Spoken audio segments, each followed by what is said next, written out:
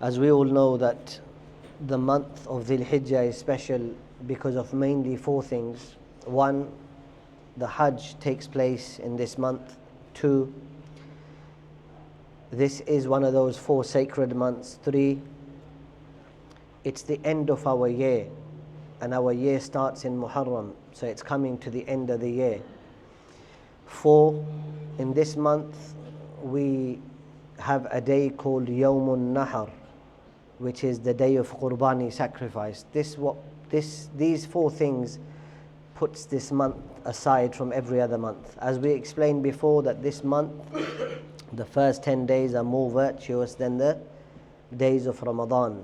The nights of Ramadan are virtuous than the days of Dhul Hijjah, but there's no better days than the first 10 days of Dhul Hijjah. And today we're going to focus on what is Hajj, because we are approaching Hajj, and if you haven't gone for Hajj yet, then that means you won't be going for Hajj. Most likely you'll be staying here. But we need to understand, what does it mean to perform Hajj?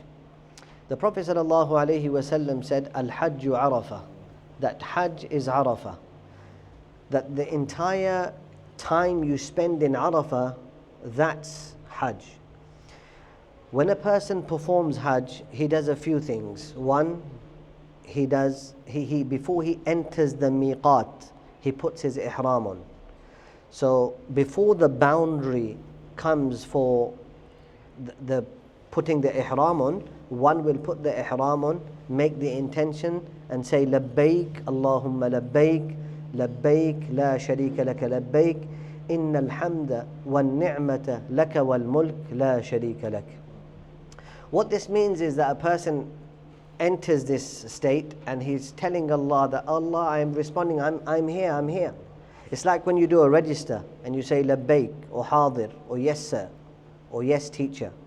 Labbaik means yes, Allah, I'm here, I'm responding to your call. I'm on my way, I'm coming. And then we glorify Allah and we say innal hamda, that all praise for you, wan ni'mata, all grace for you, laka wal mulk, all kingdom for you, la sharika lak, there's no one like you, there's no one with you, there's no one who shares the same honor and might as you, you're on your own. And this is one thing. So before entering the miqat, you put your ihram on. And then another unique thing about Hajj is that you do tawaf around the Kaaba.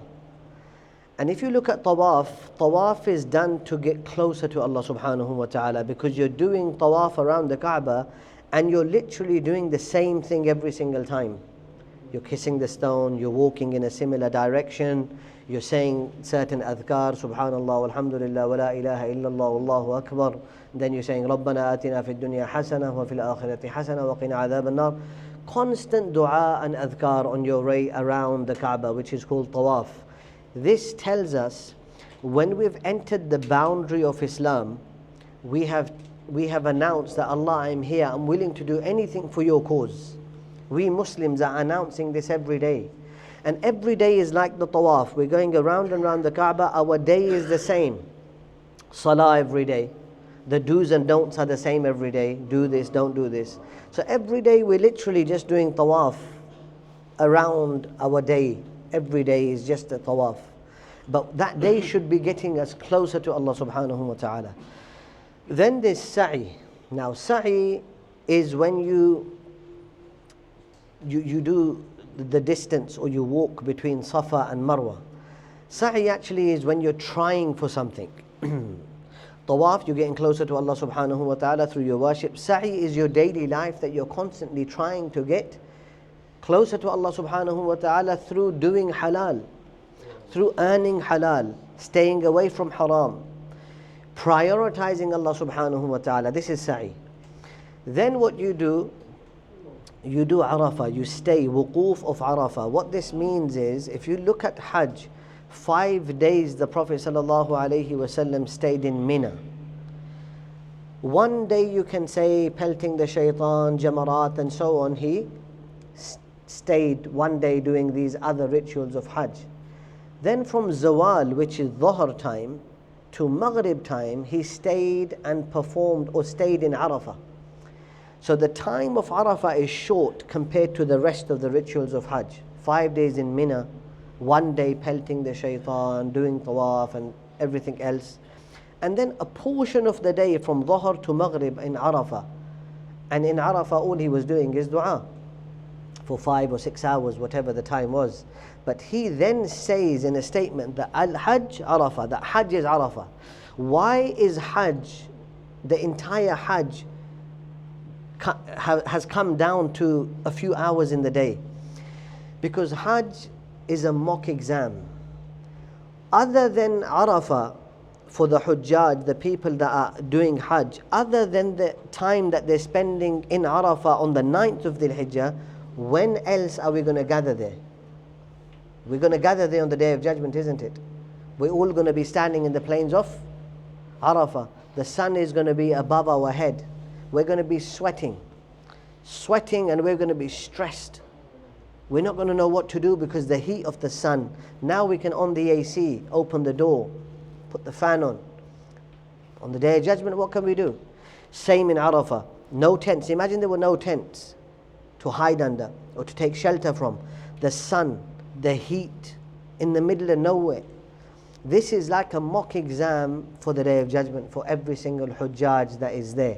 But we're not there, so we have to show that we're in the mode of Hajj. So we remember them who are doing Hajj. So that's why we fast on the day of Arafah. The people performing Hajj don't fast on the day of Arafah. They are just doing dua and doing dhikr, making the most of their time there in Arafah. But this is a reminder for us that on the Day of Judgment we will stand in front of Allah subhanahu wa ta'ala. So make the most of the time asking Allah for forgiveness. That's why Arafah is here. So it reminds us of the Day of Judgment. The last and final thing about Hajj is sacrifice, qurbani. When you sacrifice something for the sake of Allah subhanahu wa ta'ala, we are reminding ourselves that we are Muslims and believers and we will sacrifice everything for the sake of Allah subhanahu wa ta'ala. But sometimes it's not easy. Sometimes it's not easy to sacrifice the things that you love, the things that you know you are doing every day, the time you're burning every day, your life you're burning away every day, your mind you're burning away every day. We know that we're doing this and it's not easy to let go, but for the sake of Allah, when you put Allah in front of you, then it becomes easy. It becomes more doable. It becomes something that you can achieve because you're going to ask Allah to help you. And that's why qurbani is something that you sacrifice. Ibrahim alayhi salam was told to sacrifice his son. Think about that for a moment. Allah told him to sacrifice the thing that was the dearest to him. When he initially came and left his son and wife in the plains and the valleys of Mecca, where there was no help. It's different if you can see community nearby and you leave your family and you say, you know what, I'm leaving them for the sake of Allah, but I know that they'll take care of them. There was nothing there. There was not a drop of water. Zamzam has come, now we see Zamzam. There was not a drop of water there. So in his mind, he's leaving them for the sake of Allah subhanahu wa ta'ala, trusting in Allah subhanahu wa ta'ala, even though he can see no means of survival. No one there, no food, no drink. When he leaves them, he makes a dua that the Quran has captured. رَبَّنَا إِنِّي أَسْكَنْتُ مِنْ ذُرِّيَّتِي بِوَادٍ غَيْرِ ذِي زَرْعٍ عِنْدَ بَيْتِكَ الْمُحَرَّمِ. That Allah, I've left them there, my family there, in a valley, بِوَادٍ غَيْرِ ذِي زَرْعٍ. I can't really see any means of existence here, but I've left them. رَبَّنَا لِيُقِيمُوا الصَّلَاةِ. The first dua he made wasn't for sustenance, wasn't for food and rizq. It was Allah, لِيُقِيمُوا الصَّلَاةِ. The reason why I've left him here so they could establish salah. What a powerful dua to make and prioritize Allah subhanahu wa ta'ala. He's leaving them for the sake of Allah. He's not even asking Allah, take care of my family, I'm leaving them. This is what naturally we would do and say. At that moment, he's making a dua that so they establish salah. That's why I'm leaving them near Baytullah. فَجْعَلْ أَفْئِدَةً مِّنَ النَّاسِ تَهْوِي إِلَيْهِمْ. And also make the people have this special spot for them within their hearts. Make their hearts soft for them. What do? We go for Hajj, we go for Umrah, we do everything that, all the rituals that they were doing back then. Every single thing, it's captured during the Hajj rituals. Everything what the sunnah of Ibrahim alayhi salam and his family is, or was. And then in the end, he asks to give them fruit so they can be thankful. وَارْزُقْهُم مِّنَ الثَّمَرَاتِ لَعَلَّهُمْ يَشْكُرُونَ. But he prioritizes Allah subhanahu wa ta'ala and the religion. And this is a lesson for us today. This is one priority that he had to make when he made dua for his son at such an old age, and Allah gives him Ismail alayhi salam. Then that test isn't enough. Then Allah says, now you sacrifice this son. Sacrifice him, because remember, it's easier for us as parents to sacrifice our own life if we had to, but it's very difficult for a parent to see their child's life being sacrificed in front of their eyes. But remember, he was Ibrahim alayhi salam. And this sacrifice gave him the title of what? Khalilullah. And today, we can be close to Allah subhanahu wa ta'ala as well, but we have to be willing to sacrifice the things we love.